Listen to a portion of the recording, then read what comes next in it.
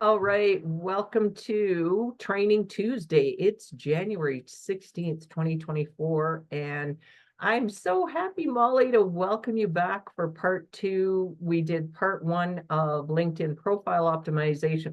Molly did, in December or November. We're now in January, and Molly, you had to come back to do part two for, what are we doing today? We are doing lead generation. Okay. Then everybody, Molly is a business coach, and I have learned more from her about LinkedIn than anybody that's ever taught me about LinkedIn. So Molly is my go-to for LinkedIn. So Molly, take it away, my friend. Thank you, thank you. It is such a privilege and an honor, honestly, to be here. So I'm going to go ahead and share my screen and make sure that we can all see the information. So I am assuming that we all can visually see what is on my screen. Yes. Thank you. Thanks for the visual cue. So yes, we already did part one. Okay. So for those of you who are coming in, you're like, wait, what? This is part two. Yes, it is part two. And I highly recommend that you watch part one simply because we're really building on this, right? When you think about LinkedIn as a profile and optimizing, you got to make sure that your profile is up to par. Okay. So today we're going to jump into the LinkedIn lead generation or prospecting, right? Part of this whole strategy for you. Okay. Now, for those of you who have yet to meet me, hello again. I'm Molly. I am a LinkedIn business coach specifically for career and leadership coaches. So paid my dues in corporate HR, 20 years, climbed the ranks, thought that that was where I was going to be. And then, as many of us as coaches, found a greater calling. I started my own career coaching business 6 years ago, made a whopping $270 my first year. Okay, and figured out how I did that, right? And then I thought, okay, things need to change. And in my second year, I clocked in at 105,000. So LinkedIn is, and yes, thank you, really part of my strategy. And this is what I help the version of me 6 years ago to figure out LinkedIn. Okay. Now, here's the agenda. We're going to, of course, talk about finding your ideal clients. We're going to talk about attraction marketing. We're going to talk about connection to conversion. And then, of course, just like Sam said, we're going to do Q&A. Okay. Now, I would, by all means, go ahead and jot your questions down and we can answer them at the end. Okay. Now, I always want to start out by first understanding the different layers of lead generation. I think that a lot of the times we think about lead generation, we think about one thing. We think about where do I find my ideal clients, okay? But there are layers to this, especially on LinkedIn, okay? Now, there's different approaches. The finding layer of your lead generation is you actively searching, meaning you're going to go out and you're going to go find your ideal clients, okay? The attract layer of lead generation is using the passive search via your content or your lead magnets, having people being attracted to you. Okay. So this is more of the allow and attract side of lead generation. And then last but certainly not least is the connect layer, which is, of course, when you focus on building your community via those connections, okay, you then can find those ideal clients via these connections, collaborations, the community, okay? Now, I know this is a lot going on this page, okay? So for those of you who are watching or catching the replay, pause this real quick, and I highly recommend for you to screenshot this, okay? We're gonna spend some time here. Now, let me just start out by saying this slide is the finding layer of lead generation, okay? Just by raise of hands or, just in the chat, how many of you have completed your ideal client or ideal avatar exercise, meaning your niche? Like, who is that Olympian that you're talking to? Yeah, Absolutely. Yeah, more or less. Okay, this is good. Now, I don't know about you guys, but when I started my coaching business 6 years ago, I did this exercise and then I was like, okay, what do I do with it next? Right? Lucky for you, I am giving you my LinkedIn strategy on how to find your ideal clients and repurpose that exercise. This is exactly what I teach my clients to do. Okay. Now, as you can see here, there's 3 buckets. Okay. The best thing about LinkedIn is the ability to pre-qualify your leads. Okay. So if you tuned in or you didn't yet, let me tell you to part 1, you only get 30,000 first degree connections to work with in your lifetime on LinkedIn. That's not a lot of people, not a lot at all. Okay. So you really want to pre-qualify and you only want to send first degree connection requests to people who are a part of your ideal client. The makeup that I give, the formula, okay, 80% or more of your first 3 connections should be your ideal client. Okay. The other 20% can be, other coaches that you support, other people that you're learning from, other thought leaders, things of that nature. Okay. Colleagues, coworkers, stuff like that. But 80% of your LinkedIn strategy must be having connections with your ideal clients. Okay. So what does this look like? Okay. And I'll show you, I'm going to have a walkthrough here to show you. Okay. But I first want for you guys to understand how I'm bucketing this. First thing, demographics, age, gender, and job, right? These are the demographics that you're doing in your ideal client exercise. Like, okay, yeah. So am I aiming females, males? Am I aiming for non-binary individuals? How old are they, right? Are they millennials like me, or are they boomers, right? A lot of your ideal client exercise are asking, what's the location? Do you guys only want to work with people domestically, or are you a global coach, okay? When you are nailing down the demographics, you, my friend, can pre-qualify. These are all of the different parts of somebody's LinkedIn profile that you can do a quick check to see, oh, do they hit all of the demographics that I'm looking for in an ideal client? Okay. In the header, most people include their pronouns now. So for me, right, I focus primarily on career and leadership coaches, women, okay, who are career and leadership coaches. I can make a pretty good assumption based off of their profile, their pronouns in their header section, if they identify as women. Okay. In their about section, you can probably pick out on there if they're talking about their generation or they're telling you a story. For those of you who are aiming for moms, right? A lot of the times in the about section, people are talking about their families. Okay. Same thing. For those of you who are aiming for a specific layer or title of an ideal client, right?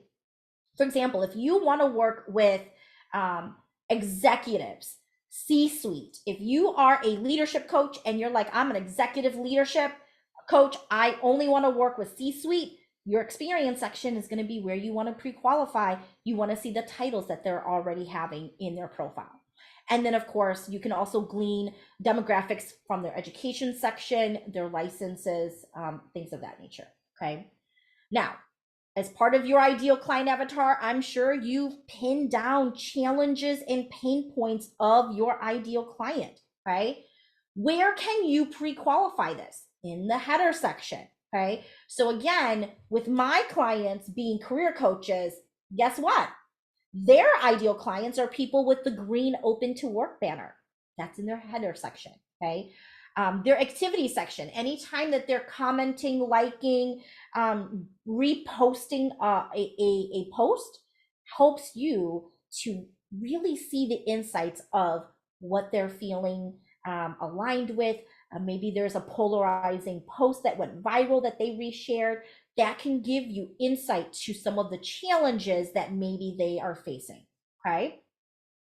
Now, the psychographics. Many of you guys know that it's really important when you are nailing down your ideal client to not only focus on demographics and pain points, but to also include psychographics. Psychographics are the values, the desires, their belief systems that you want to tap into. Okay. Now, a lot of the times you can find this directly in their header section, right under their headline. They can say things like, you know, passionate, empathetic leader wanting to lead their team through, you know, strategic vision or whatever. Okay. The activity section, again, look at what they're commenting. Look at what they are engaging with that helps you to understand their values, their desires, and their beliefs. Okay. Same thing with their experience section. Again, a lot of people will put in there, you know, desiring or seeking a fully remote position directly in their experience section. In their volunteer section, volunteering is by far the best way for you to understand somebody's beliefs, because people volunteer their time and their energy and their expertise to specific organizations. Look at their volunteer section to see where are they volunteering. That helps you to understand, are they nonprofit people? You know, are they religious? Are they spiritual people? Do they, you know, offer their services to churches maybe, right? Lots of different things. And then last but certainly not least is the recommendation section. So when you're looking at this ideal client's profile, read their recommendation section if they have one, okay? How people speak about that person in their profile says a lot about how they show up, the things that they care about. Are they a hard worker? You know, do they value putting teamwork first? Okay. So these are all of the different ways in which you, when you're clicking on someone's profile, identifying and pre-qualifying, are they my ideal? If they are your ideal client, when you're looking through all of these sections on their profile, if the answer is yes, then you send them a connection request. Okay. So again, I know this is a lot of information. Okay. What we're going to do here is we're going to go through a walkthrough in just a minute. Okay. Now, last thing before I move on here, I want for you guys to take this away from the finding section. When you are pounding your lead generation, okay, 15 minutes every other day. That's it. That's all you need to do to find your ideal clients, okay? There is a difference between you buying leads, right? And if you're curious, jot that down. I'll be happy to answer that in the Q&A section, okay? But what I am teaching you is organic lead generation, okay? And no, you do not need to have a premium LinkedIn profile to do this. What I am teaching you on finding your ideal clients here is based off of a 15-minute every other day strategy. Okay? All right. Moving right along. Now, this next here, I am going to walk you through, okay? Now, I recorded this just a couple days ago, and I'm going to voice over, okay, exactly what I do. I'm literally giving you guys step by step on how I find my ideal clients, okay? So just to set the tone so you understand, this is for lead generation if I was a career coach, okay? Now, first thing first, you want to make sure that your filter is sorted by top position or top posts that are being engaged with, okay? Because what you're going to find very closely is I'm scrolling down. This is my news feed. Everybody has a news feed, okay?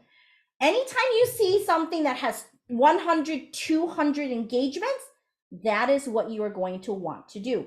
However, you want to discern, because you also want to understand that your ideal clients are going to be more likely to engage in posts that they resonate with, okay? So even though a post might have 200 some engagements, it might not be worth your time, okay? So I'm gonna keep scrolling until I find something, and I'll show you exactly why this is going to be a good post, okay? Now, as a career coach, oh, bingo, ding, ding, ding, ding, ding. Patrick Smith is already rocking the open to work banner, and look at that. He's got 1,430 impressions. So you're going to click on the impressions and you're going to scroll through. This is a follow the breadcrumb strategy, okay? Now you can tell here that I'm looking for a specific set of keywords in somebody's header, okay? So once you do this over and over again, your eyes are going to pick up on the keywords that your ideal clients resonate with, okay? So as a career coach, again, I'm looking, okay, so we see some HR professionals, we see a self-starter, some finance people, some strategy people, a tech recruiter. Yeah, no, this isn't really my people. Oh, wait. Oh, Beverly, she's a project coordinator, okay? And she already says she's graduating in 2023. Okay, as a career coach, she's probably looking for a job. Let me click on her profile. Then I'm gonna do exactly what I already told you guys, okay? I'm gonna look at her location, open up the about section. I'm going to look.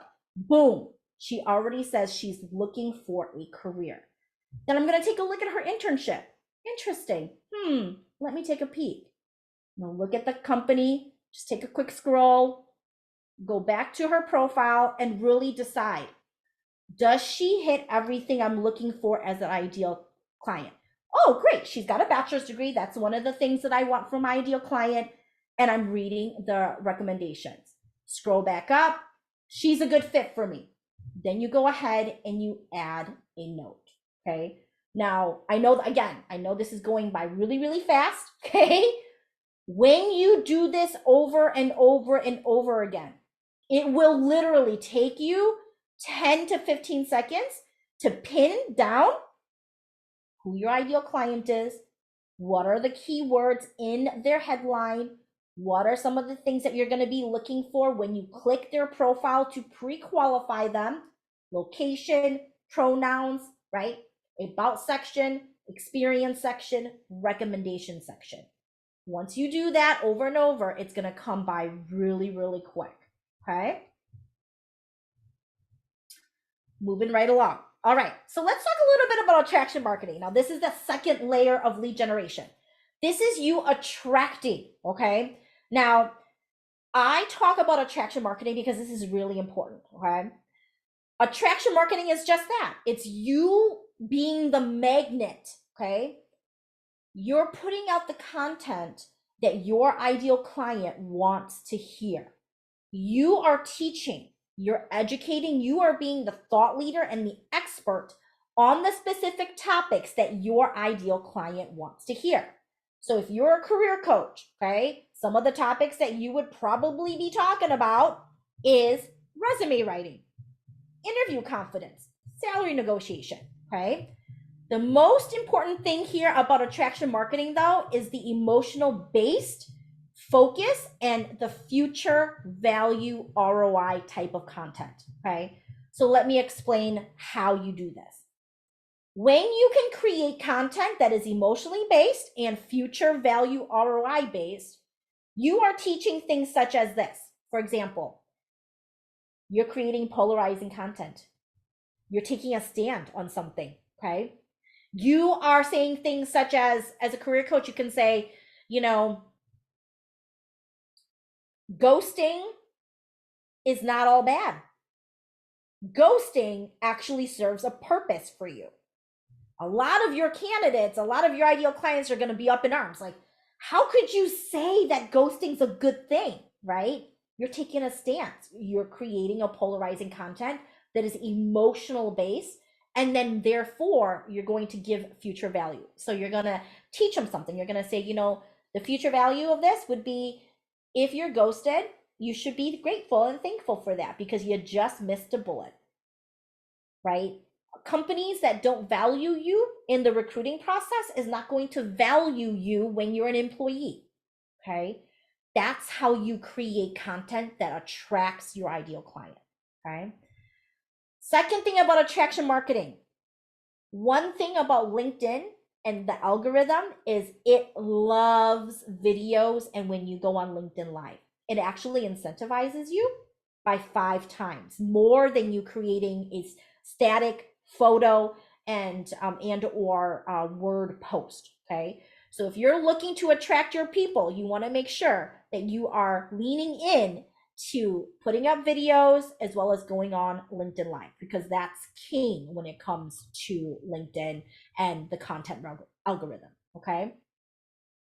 Last but certainly not least, when it comes to the attraction marketing strategy on LinkedIn, one of the things that I see missed opportunities for coaches is the ability to create content that addresses common objections. Okay. When you think about hopping on a discovery call and you're doing sales, what's the top one or two objections that people give to you, right? And I'll tell you, I bet you, I mean, I'm going to raise my hand. Number one objection for me as a coach is price. Okay. People are not willing to invest at such a high level, especially if you're a high ticket coach like I am. People are really, really careful about where they're spending their disposable income, right? So guess what I'm going to do? I'm going to create content that is what? Emotional based and future value ROI based on addressing an objection, right? So it could be look something like this. You're willing to invest $20,000 for a master's degree. And that master's degree is never going to guarantee you any results. It's simply going to teach you theories and concepts. I want to help you shift the way you think about professional development, personal development. Give me that $20,000 and see what I can do for you. Watch the results that I'm able to do for you. I am going to help you to earn money, and save time. And this is how I'm going to do it, right? That's addressing an objection, okay? Use your content to attract and deter the people who are not meant for you, okay? The attraction marketing of lead generation means that you're showing up. You're using your voice boldly, and you are taking a stance. You're teaching, you're a thought leader, but you're also addressing objections. All right. Now, third level here is in regards to connection to conversion, okay? Now, for those of you who are still newer to LinkedIn and you have, maybe just a handful, 100 to 200 connections, okay? I really want for you to focus on building your connections. Sending out connection requests to your ideal clients is going to help you to build your community. What people don't understand, and this is the reason why I'm very intentional and strategic about how I teach you to validate and to pre-qualify your connections, is because your connections become your community. If you are putting out attraction marketing content, okay, that is supposed to emotionally charge them, to show them future value ROI, but it's not made up of the right ideal client in your community, your message falls on deaf ears, okay? So you have to understand that your connection builds your community. Your community is the group of people who are going to convert, okay? And so first and foremost, build that community and ensure that your messaging, all of the content that you're pushing out, is not falling onto deaf ears, okay? Second thing, first degree connections first, okay? Now, the reason why I say this is because in part one, we talked a little bit about engagements and impressions, and I want to bring that up as a reminder, okay? The LinkedIn algorithm will always push out your content and your messaging to your first degree first, okay? If your first degree connections, again, is made up of ideal clients that they resonate with, they're going to engage. They're going to give a heart. They're going to like it. They're going to give you the little, light bulb, insightful emoji, okay? Engagement drives impressions.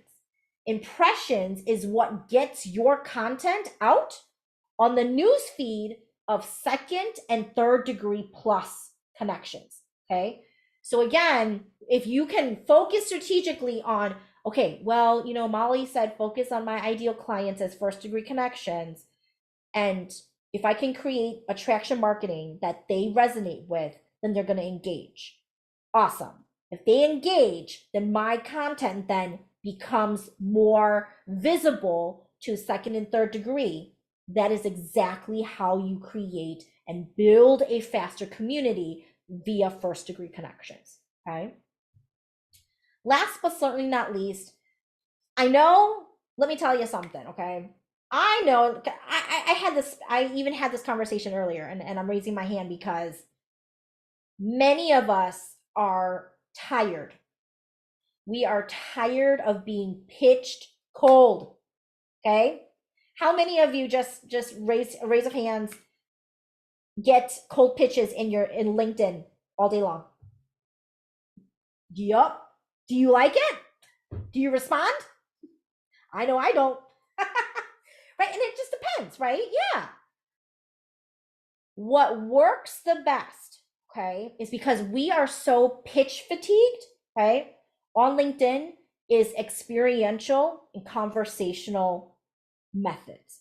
So when you can focus on giving people an experience of you, whether it's you sending a voice note via InMails, whether it is you curating or engaging in a conversation on LinkedIn Live, whether you are having a conversation in the comment section, okay? When you can generate experiential conversational moments on your LinkedIn, that is what helps you convert those connections into clients, okay? And this is what I have been able to do to go from $270 a year, right, to 105, okay, six figure in 1 year. Is because I figured out how to give people an experience of me without having to cold pitch them, okay? And it required my ability to understand what lead generation meant for me and what attraction marketing is, okay? Now, I'm really excited for this because this is one of the things that Sam and I talked about in part one was, so how does Alignable fit with this, right? How do we bring these two together, okay?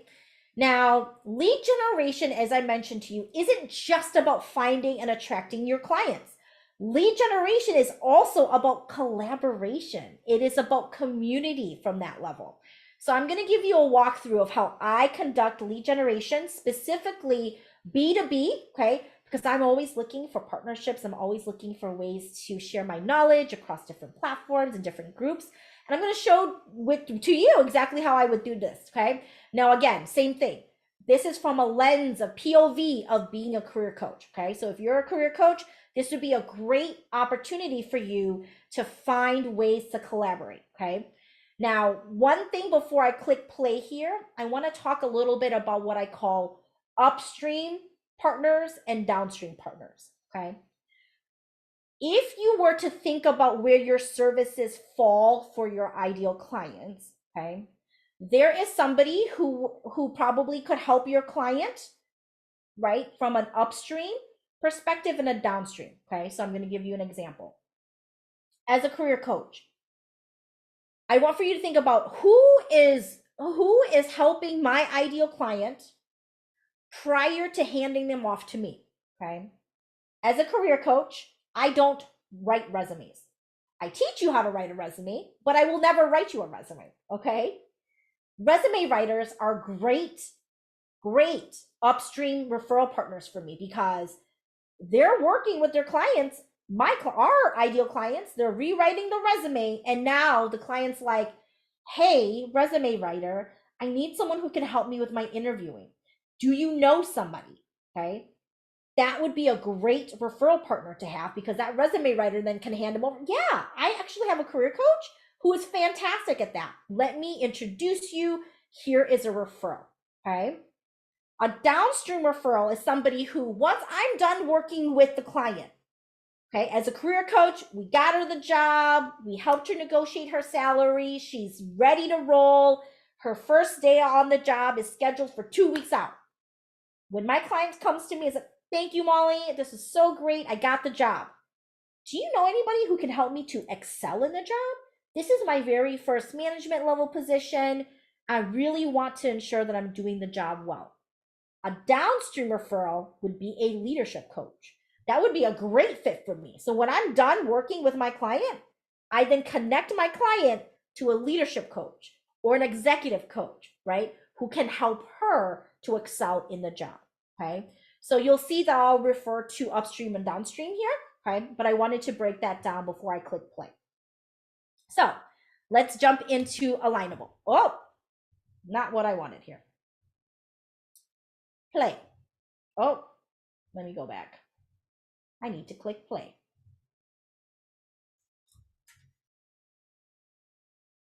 Play, please. Of course.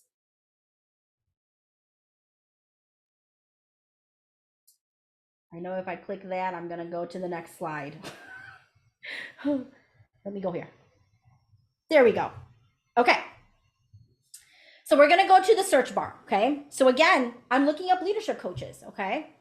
I'm going to go by services this time on Alignable. Oh, this is fantastic. Look at all of these amazing leadership coaches. So that you're going to do exactly what you would do when you are lead generation, when you're doing lead gen on LinkedIn. You're going to click on all of the different executive coaches, leadership coaches who resonate with you. And again, the goal here is for you to have similar ideal clients, okay? Now, you're never going to know unless you reach out and you have a conversation, okay? All of these individuals here are already known for their services. Go ahead and start spending, again, 5 to 10 minutes a day to then reach out to them and say, hey, I'm looking for a partner, okay? Now, what I'm going to do this time is I'm going to look for resume writers in businesses, okay? And this is going to give you a different view on Alignable. Now here, same thing. I'm going straight and I'm looking. Great. Okay. They look like a great resume writer. They're a coach too. Curious if we're going to have a little bit of a crossover there, but that's okay. I'm going to reach out. I'm going to partner. I'm going to see how we're going to be able to be referral partners. And so what I'm going to do on Alignable is I'm using this as a way to collaborate, to partner, and to grow my audience by using and borrowing their community and vice versa, right? And so as you can see here, I'm thinking, okay, well, who else? Human resources would be a fantastic. Now, HR for career coaches is a great upstream or downstream referral. And this time I'm looking in groups. Fantastic. Can I reach out to the owner of this HR group to see if they're looking for someone to come in to partner with people? You just never know, okay? So a lot of really great ways for you to do lead gen even on Alignable. All right. So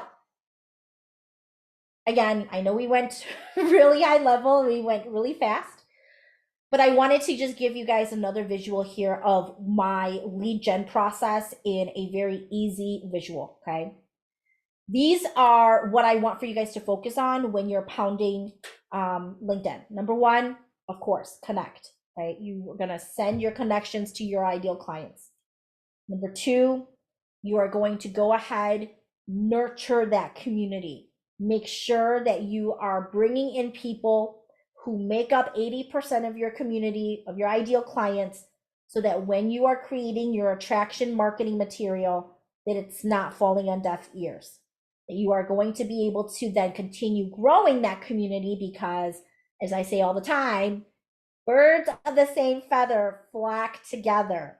So when you can start to connect with your ideal clients, you'll start seeing your news feed include other ideal clients because they're engaging in each other's posts.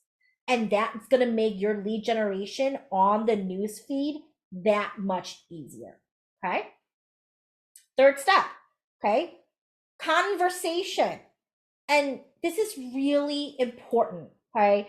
Again, in a world where we're so tired of being pitched, if you can hop and you can actually have a conversation with people, have it. One of the best things, one of the most powerful things that I do on LinkedIn is instead of typing up an answer, I send voice notes on LinkedIn. It allows for me to be that much more genuine, that much more authentic when I'm speaking to people. Now, a quick caveat, if you also want to send voice notes to people in LinkedIn, You have to do it on your mobile app. They do not allow for you to send any voice notes over the desktop version as of yet, okay? But it is a wonderful way for you to nurture those conversations, and you can either get target market research from the questions that you're asking, because of course these people are your ideal clients, and you can ask them questions like, what is your greatest challenge right now in your job search, right? Or what's working really well for you with your resume? These are all really great things that as a career coach, you can be having these conversations on LinkedIn, right? Last but certainly not least is, of course, to convert. A big piece of this is I want for you guys to understand that while it is fantastic for you to have a huge following and a ton of connections, if you cannot monetize off of your community, what's the point? I know so many coaches that have 50,000 followers, okay, alone, not including connections, and they're nudging me for help because they can't convert those followers into paying clients, okay? So with that being said, ensure that you're including call to actions, that you are offering a sale, okay?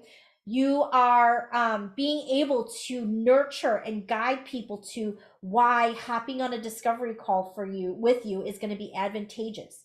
At the end of the day, your community wants to know what's in it for me, okay? So when you are getting ready to convert, focus on the value add, that future value ROI that I was just talking about. You focus on that, you're golden, okay? And just like that, it is question time, okay?